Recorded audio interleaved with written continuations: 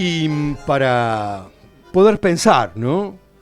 Esta contemporaneidad, para poder también reflexionar de dónde venimos y hacia dónde vamos o hacia dónde queremos ir, invitamos a conversar hoy con nosotros y nosotras a Adrián Cangi. Es doctor en Filosofía y Letras por la Universidad de San Pablo, es ensayista, investigador sobre los problemas de los lenguajes de las artes, autor de numerosos trabajos, entre ellos Gilles Deleuze, una filosofía de lo ilimitado en la naturaleza singular. Es coautor de Filosofía para perros perdidos, variaciones sobre Max Stirner junto a Ariel Penisi, compilador de linchamientos, La policía que llevamos dentro, autor de Imágenes del Pueblo, Meditaciones sobre el dolor junto a Alejandra González,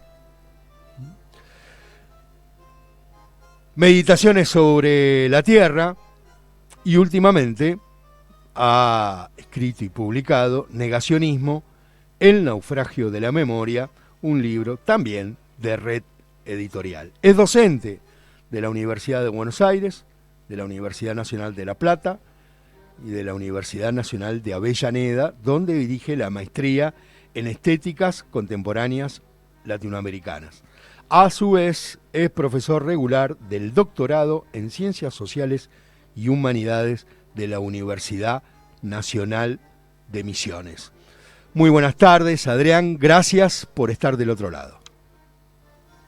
Muy buenas tardes a vos, Ariel, gracias a todos, a la audiencia, muy amable por la invitación. Bueno, y la última vez estaba mirando, ¿no? Ayer estaba revisando y aquella vez, o la última vez que te entrevisté, fue en agosto del 2020. Y vos agradecías en la primera entrada, gracias por brindarme esta oportunidad de hablar en estos momentos complejísimos. Agosto del 2020. Hoy, ¿qué podríamos decir? ¿Cómo son estos tiempos? ¿Qué es lo que nos espera?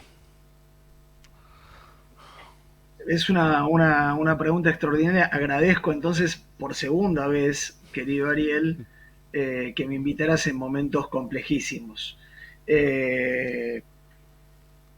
Digamos, lo que nos espera tiene muchas caras, algunas aún impensadas para la audiencia que nos escucha.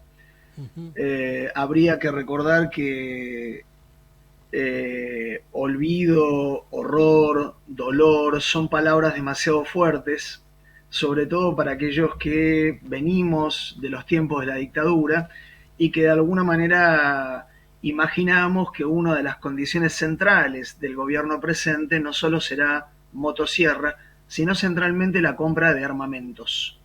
Una de las condiciones centrales de la alianza Estados Unidos-Israel-Argentina es la venta de armamentos para volver a rearmar a las Fuerzas Armadas argentinas.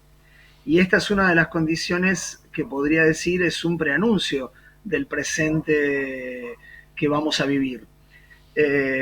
Un preanuncio donde serán difíciles, complejas las marchas populares, serán complejas las reformas integrales de los derechos adquiridos, serán complejas los planes sociales de apoyo a los más necesitados. Creo que será compleja la educación, sobre todo porque está en manos de aquellos que no tienen ningún interés en la educación pública y gratuita para el ascenso social en la vida argentina. Como verás, no soy nostálgico del pasado, pero tampoco preanuncio en esta exégesis rápida un presente encantador, digamos, todo lo contrario. A las 5 de la tarde del día de hoy, el reciente ministro nombrado de Economía, que va a estar por un corto tiempo, Nicolás Caputo, va a indicar las medidas más severas sobre la economía argentina. Esto que se ha dado en llamar shock económico-político, lo que significa 6 meses de altísima inflación, de muy baja producción y de crisis institucional en las instituciones del Estado.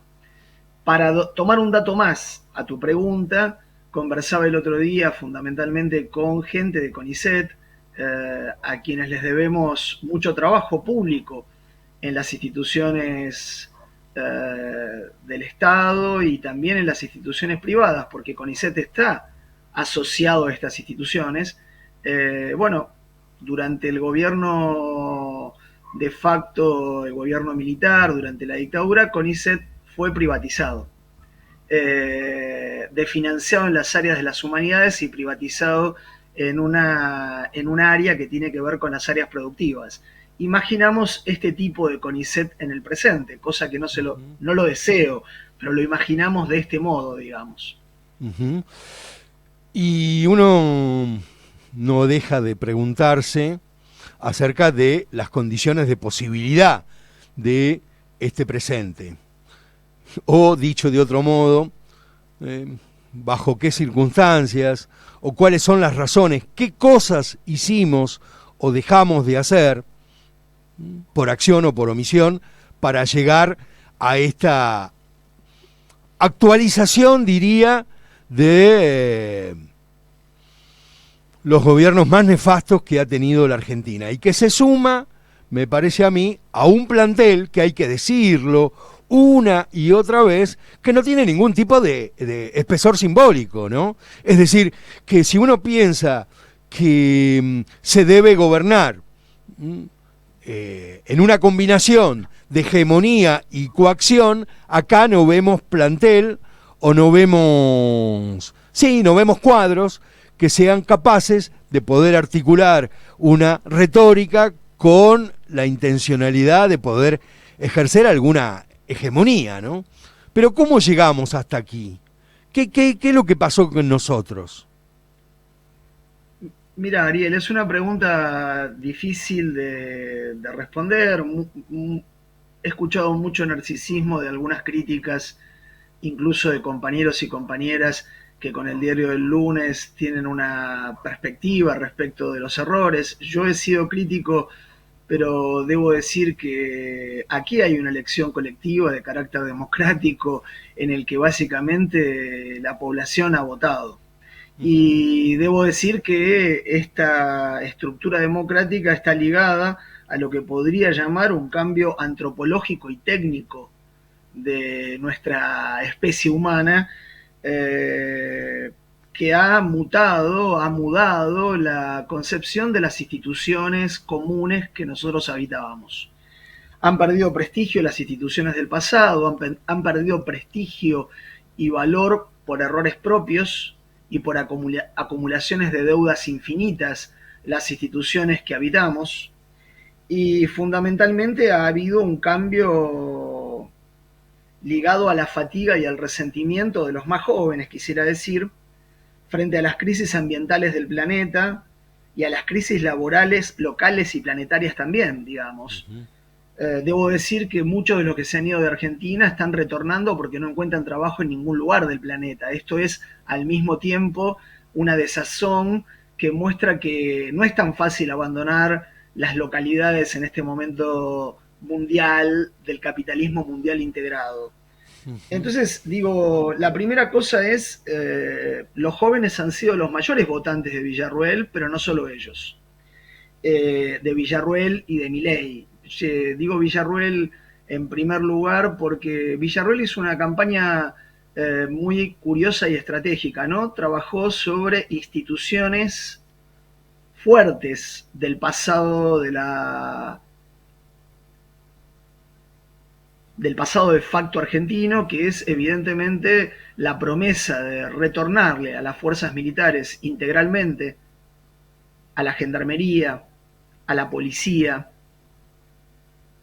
un resarcimiento de la economía que han perdido en los últimos 40 años de una democracia que ganamos a fuerza de mucho esfuerzo y que parece años luz. Esa promesa muestra que instituciones que habían entrado en el orden civil van a ser fundamentalmente reorganizadas, rearmadas y les serán devueltas espacios, terrenos, edificios que habían sido donados, por ejemplo, a la sociedad civil. Eso respecto a las instituciones en un nivel. Hay otras instituciones que evidentemente han caído fuertemente, como por ejemplo la institución universitaria. Las instituciones públicas y privadas de la universidad han cambiado de lo que hoy es llamado audiencias. Quienes nos escuchan durante nuestro último marco de clases en la provincia de Buenos Aires ya nos decían literalmente en el marco de las clases, mientras hablábamos sobre colonialismo, que iban a votar a Milei. Es decir, no era esto un voto secreto, silenciado, era un voto público. Estaba ligado justamente a esto que yo llamo cierto cansancio, cierto hartazgo y cierta transformación ineludible técnica ante estas dos crisis, laborales y ambientales. Las crisis laborales para los más jóvenes se sienten tanto como las crisis ambientales. No hay lugar a donde ir en el planeta, ni laboralmente ni ambientalmente. Ahora la responsabilidad no se resuelve anulando la memoria. Lo que podemos decir es que hacía falta un cambio de las instituciones del común, recuperando derechos adquiridos, sosteniéndolos y valorándolos, pero fundamentalmente solo es posible el cambio de las instituciones que tenemos en nombre de lenguajes de la tradición de la memoria adquirida. Hay que evidentemente pensar que sin memoria y sin recuperación de estas condiciones, algo ha cambiado a velocidad sideral ante nosotros. Es cierto que la campaña de Milei y Villarruel se hizo por redes sociales. Es la primera vez en la historia argentina reciente que ha tenido la misma fuerza la campaña en redes que la campaña de Bolsonaro o la campaña de Trump. Y evidentemente esto está mostrando cómo las derechas globales, en este caso se presentó como una ultraderecha, ahora en el gabinete lo que tenemos es una derecha morigerada, más constituida de casta que de no casta. Digamos, los nombres que conocemos como Patricia Bullrich o el Toto Caputo son personajes de casta, claramente, o que pertenezcan a los mundos que pretenderían no serlo. Y aparte son evidentemente ejecutores de una deuda anterior a la cual van a seguir intentando acrecentar. Entonces, lo que veo... Adelante. No, lo que veo, querido Ariel, para redondear esta idea, es que se han reforzado instituciones del pasado, que habían pasado a mixturarse con la sociedad civil, como es toda la estructura del ejército militar argentino. Se las reforzará con compra de armamento, se las reforzará con un apoyo permanente entre la vicepresidencia de la Nación y el ministerio de Patricia Bullrich. Y fundamentalmente esto evidentemente está ligado a cierta fatiga y resentimiento. No puedo imaginar una votación como esta si no está ligada a lo que el filósofo argentino Diego Tatián llamó un recurso a las pasiones de odio, ¿no? Es decir, un recurso a las pasiones de resentimiento respecto a cierta institucionalidad argentina. Ahora, errores se han cometido, montones de funcionarios han sido acusados tal vez sin pruebas suficientes y otros funcionarios con exceso de pruebas. Y en ese sentido, evidentemente, esto ha pesado sobre la construcción completa de nuestras lógicas institucionales argentinas de los gobiernos populares. Estamos conversando con Adrián Cangi, es un laburante, es docente de universidades públicas, es filósofo, doctor en filosofía, y te quiero dejar planteada una pregunta, y te vamos a pedir por favor que nos esperes, ahora un ratito que va la tanda, pero el día domingo hicimos aquí un programa especial de la radio, como acostumbramos a hacer habitualmente, para elecciones, para asunciones presidenciales y para acontecimientos que mueven a la vida pública. Acá hay siempre producciones especiales. Y estuvimos aquí y nuestros compañeros y compañeras que trabajaban en la calle, produciendo testimonio, nos traían las voces de la gente que estaban ahí en la Plaza de los Dos Congresos, vivando a la Libertad Avanza, avivando a Milei. Y lo que nosotros escuchábamos, o por lo menos lo que, voy a decirlo en términos más personales, lo que yo interpretaba en mucho de esos testimonios es un profundo resentimiento, como vos señalabas, y que me parece que hay como, nos damos cuenta o no registramos que viene llegando una nueva subjetividad, un nuevo modo de sentir, un nuevo modo de gozar. Y lo que yo sentía es que esa gente que vive igual que yo o vive peor que nosotros, porque son parte de las clases trabajadoras, tienen un goce por la abyección, un goce por el sufrimiento ajeno, quieren ver sufrir al otro y a la otra. Está bien que las políticas, que hemos fracasado en las políticas, me incluyo, me pongo adentro, está bien que no dimos respuesta a los problemas laborales esenciales para la reproducción de la vida y a los problemas del nuevo régimen climático. Pero ¿por qué esta inclinación, este resentimiento hacia lo que perciben son los privilegiados de la clase trabajadora, ¿no? Docentes, universidades, que viven de los subsidios del Estado? Pero no me lo contestes todavía. En un ratito te pedimos que nos aguardes ahí 2 minutos y ya volvemos. Pone la gráfica. Nuestro sonido. Tu sonido.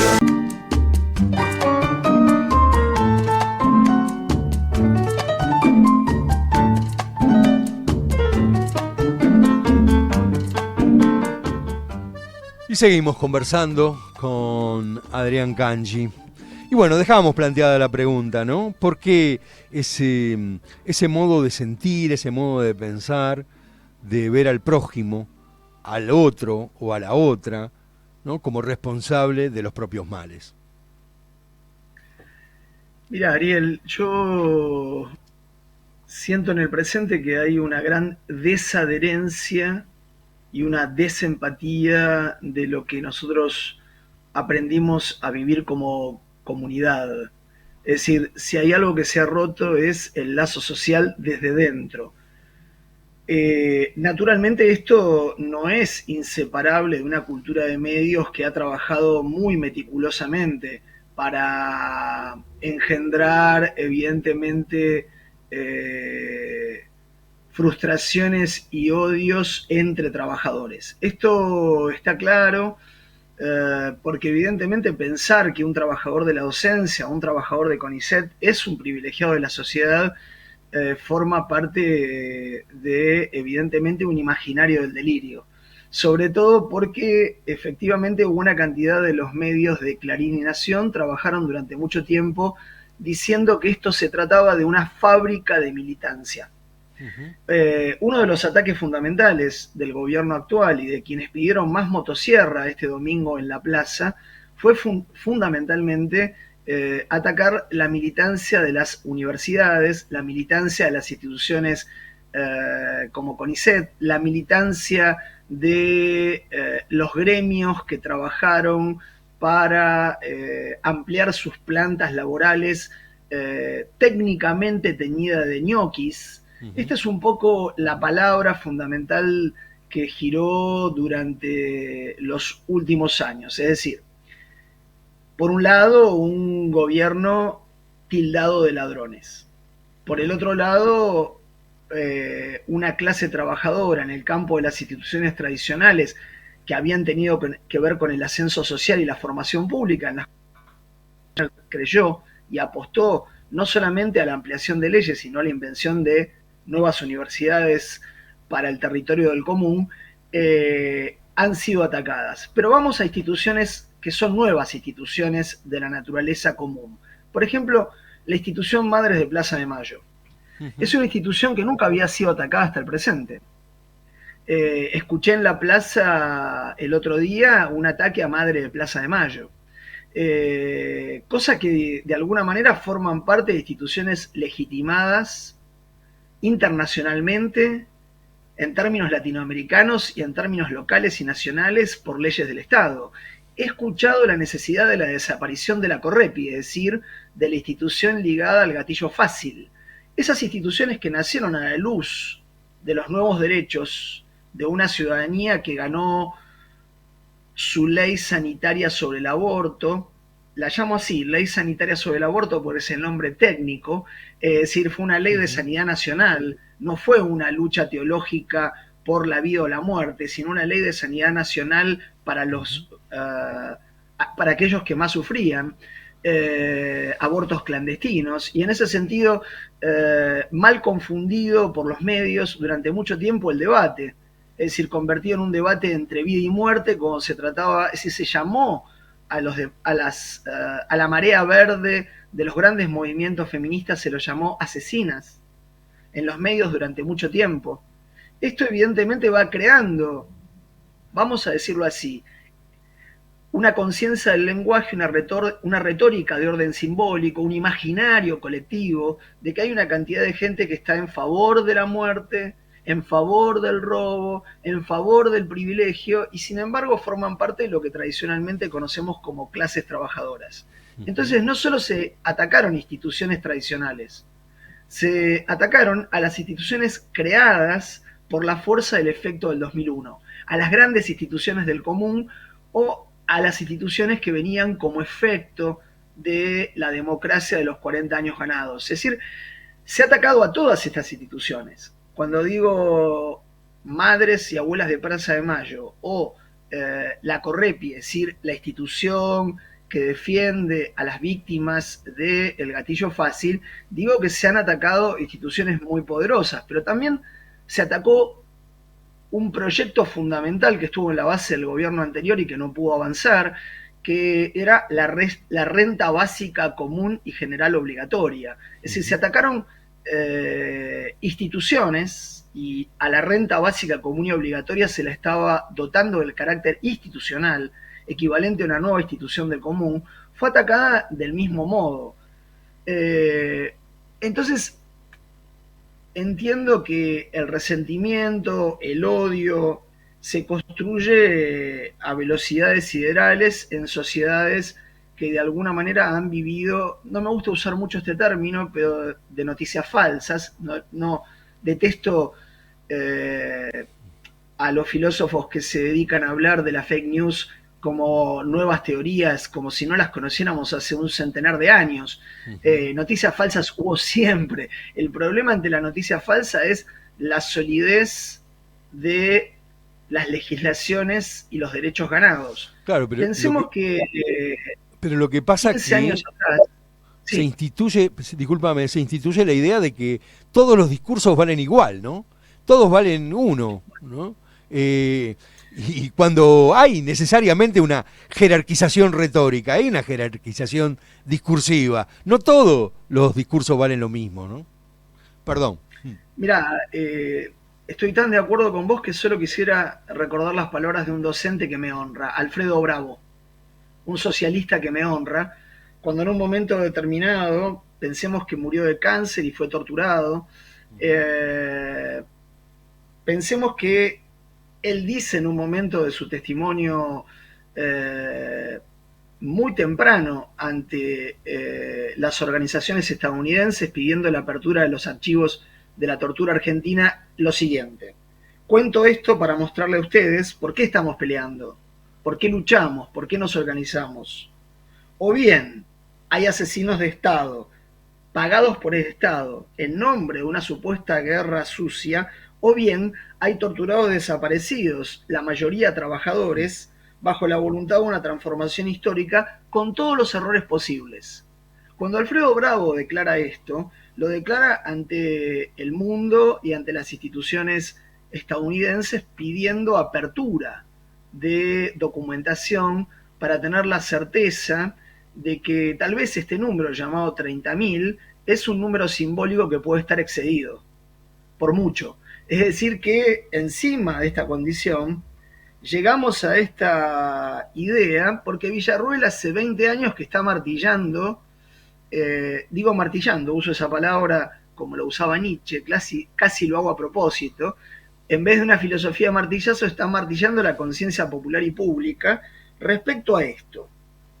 Y ahí hierve mi sangre en algún punto. Uh-huh. Estamos ante un Estado autoritario, dice Villarruel, del Estado democrático. Estamos ante un Estado autoritario, comunista, basado en la tiranía, y sobre todo en negar la esencia del ser humano.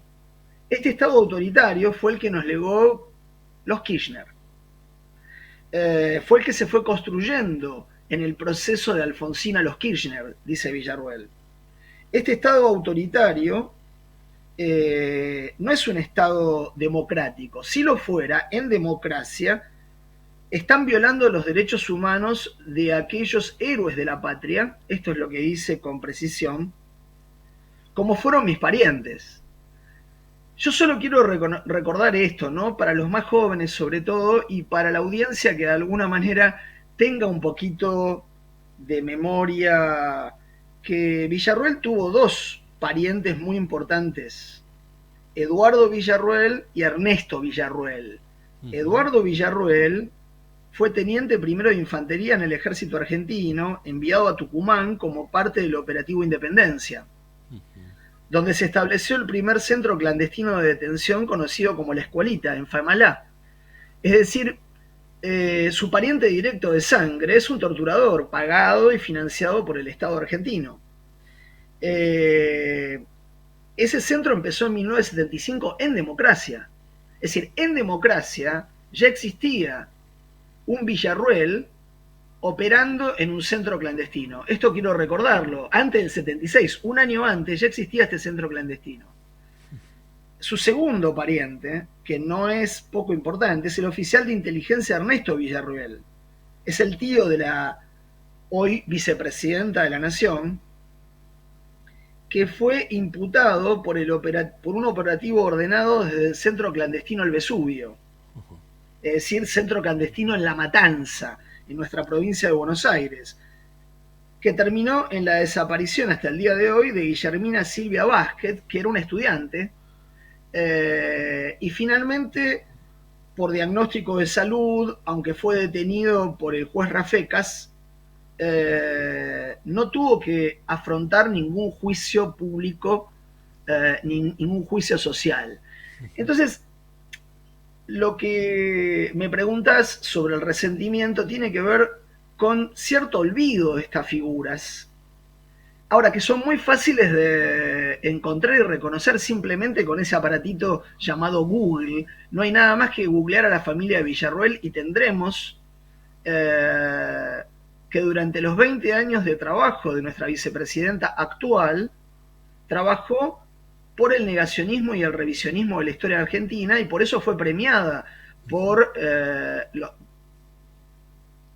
Junta, por lo que antiguamente fueron las juntas militares desarmadas por Balsa, y que finalmente llegaron a convertirse en aquellos que estaban en contra o a favor, pero pacificados dentro de la sociedad civil. Fue premiada por la lucha histórica en favor de estos héroes de la patria. Estos héroes de la patria, asesinos, torturadores, que mataron sin juicios, fueron sometidos a juicios civiles y públicos, con derecho de defensa. Esto es lo que uno le recuerda permanentemente a Villarruel, el olvido de la asimetría social y el retorno de la idea de los dos demonios, cosa que habíamos logrado desterrar en las instituciones argentinas, en la memoria argentina. Sin embargo, nuestros estudiantes en muchas universidades públicas volvieron a hablar de guerra sucia. Mi pregunta es, ¿dónde erramos ante eso?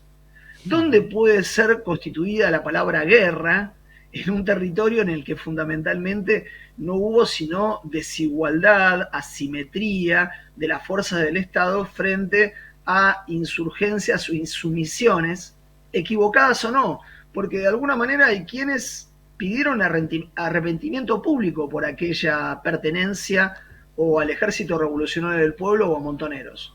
Ejemplo, el filósofo cordobés Oscar del Barco, quien pide en el No Matarás un arrepentimiento público no por haber matado, sino por haber ideológicamente trabajado para que sus estudiantes de marxismo en la universidad tomaran las armas. Él se arrepiente públicamente. Hay un famoso debate entre el filósofo León Rosichner y Oscar del Barco sobre si hay que arrepentirse sobre la memoria de una lucha de insumisión e insurgencia. Entonces, ¿qué estamos enfrentando en el presente, querido Ariel? Estamos enfrentando la idea de 20 años de negacionismo, de 20 años de revisionismo mínimo, sino de 40. Pero bueno, Villarroel trabajó 20. Hay otros que la acompañaron que trabajaron 40. Es decir, nuestros 40 años de democracia estuvieron microgradados, microfiltrados por un revisionismo y un negacionismo. De más está decir que el expresidente de la Nación, Mauricio Macri, partícipe necesario del gobierno actual, también negó a los 30.000 y su estructura de gabinete también lo hizo. Sobre todo el universo ligado a la cultura. Aquellos ministros de cultura también pusieron en duda esta condición. Bueno, ¿cómo alguien orgullosa de ese legado no va a plantear la apertura de una grieta, de una lava común que tiene que ver con el resentimiento y el odio? Esta es mi pregunta. Es decir, alguien orgullosa de ese legado, de que sus parientes hayan sido torturadores, pero reconocidos como héroes del Estado. Ahora está pidiendo que a todos estos torturadores se les reconozca las mismas jubilaciones que tiene un vicepresidente de la Nación o un juez de la Nación, porque evidentemente han luchado en una guerra.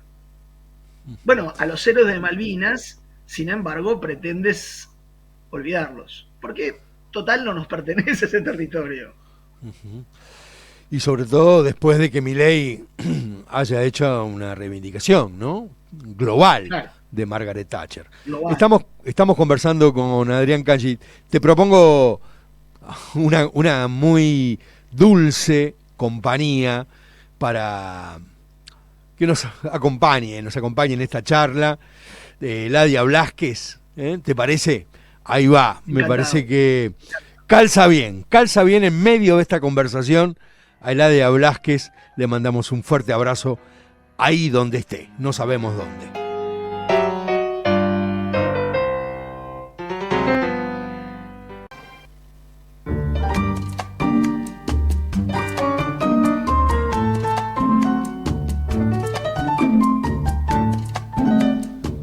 Escuchábamos a Eladia Blasquez, Argentina, Primer Mundo, un tema de ella, ella compositora. Seguimos conversando con Adrián y qué desafíos que tenemos, me parece, desde los lugares de pensamiento en general, ¿no? Desde las organizaciones comunitarias, las de la comunidad, que incluyen, por supuesto, a la universidad, pero no exclusivamente. Un desafío en torno a encontrar las definiciones conceptuales también, ¿no? Para poder explicar, para poder exponer, para poder precisar ante qué procesos estamos o frente a qué procesos estamos asistiendo, ¿no? Un desafío que tiene que ver con el lenguaje, que tiene que ver con las ideas, con el pensamiento, para no caer en adjetivaciones fáciles, ¿no? Son todos fachos, o esto es el fascismo, ¿no? O, por ejemplo, entender lo que sucede en el sur de nuestra América como un caso más de lo que pasa en Europa, ¿no? Como si esto fuera la continuidad de Abascal, del PP y Vox, ¿no? Y no lo es. Estamos desafiados, convocados a pensar como condición para actuar, ¿no? No estamos pensando en la acción contemplativa, sino a poner el cuerpo, pero vamos a poner el cuerpo también con las palabras precisas, con las consignas apropiadas, para sumar fuerzas y no para debilitarnos. No sé qué te parece. No, estoy de acuerdo, querido Ariel, sobre todo porque acá calzan dos cuestiones sobre a qué nos dedicamos aquellos que somos trabajadores en general de la cultura, porque esto es lo que finalmente ha sido cerrado, el Ministerio de Cultura, y conjuntamente con él el Ministerio de Educación. Es decir, ¿a qué nos dedicamos aquellos que nuestra tarea es la memoria, el discurso, la problematización? Esos son nuestros problemas, digamos. ¿Cómo nosotros trabajamos? Trabajamos problematizando el campo social, no evidenciando su transparencia. Pero yo simplemente quiero dejar dos marcas. Primero, hay una larga historia colonial para poder aceptar esto de la manera en que la aceptamos. No somos la ultraderecha Adrián, española. discúlpame Sí, que te interrumpa. Te pido que sea sintético porque estamos sobre el final del programa. bien, Solamente eso. bien. Una larga Adelante. historia colonial por un lado, y por otro lado les pido a los más jóvenes y a los que tienen memoria no olvidar que todas las causas de negacionismo fueron juzgadas públicamente, pero quiero decir una muy contundente, ¿no? La megacausa de la ESMA, es decir, aquella que tenía un nombre en inglés que a Eladia Velázquez la hacía reír, Will Wright. En esa empresa, Will Wright, trabajaba el tigre Jorge Acosta, Jorge Radici y Francis William Watmont, y solo quiero decirles que también la ex jueza Emilia Marta García. Es decir, que hay datos concretos para no decir son todos fachos. Esa gente se dedicó a robar propiedades de las víctimas, solamente pensando una herencia del negacionismo y una mega causa dentro de los centros de detención. Tenemos dos elementos para buscar nuevas consignas. No se puede un futuro sin memoria, pero tampoco se puede pensar que esta memoria no tiene una larga herencia colonial. Adrián, te agradecemos mucho que hayas compartido el aire con nosotros aquí en La Gráfica. Te mandamos un fuerte abrazo y el deseo, y el mejor deseo para el libro que están presentando, ¿no? Por estos días, por estas semanas, Negacionismo, Naufragio de la Memoria, de la editorial Red Editorial. Así que te mando un fuerte abrazo y muchas gracias. Estoy muy agradecido porque hayas puesto la voz aquí en el panorama federal. Muchas gracias, Ariel, muchas gracias a los compañeros de la radio, muchas gracias a la audiencia. Les deseo un muy buen fin de año a pesar de las condiciones duras de los, según han dicho en el día de ayer, de los próximos 6 meses, que tendrán más inflación, menos trabajo y fundamentalmente más desmantelamiento de la institución pública. Quiero decir que votamos a eso a aquellos que se sientan responsables. Gracias a todos y todas. A pesar de todo, seguimos abrazados. Gracias, Adrián Cangi. Llegamos al final del programa de hoy. Se nos escurrió, como siempre. Se nos va como hago entre los dedos.